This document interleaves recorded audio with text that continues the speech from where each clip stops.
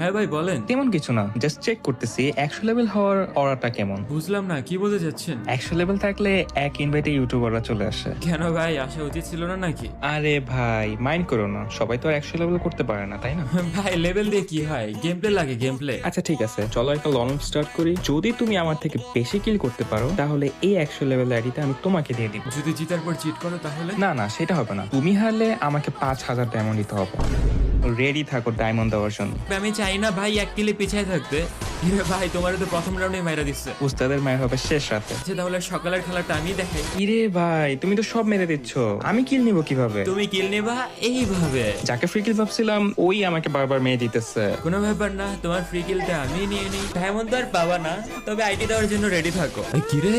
বেশি চাপা মেরে ফেলছিলাম, মনে হচ্ছে আইডিটা দিয়ে দিতে হবে। যে প্যারা নেই, তোমার আইডি আমার লাগবে না, তবে এইসব লেভেল টেবেল নিয়ে ভাই চাপা মেরো না। আসল খেলা ম্যাচে হয়, প্রোফাইলে না।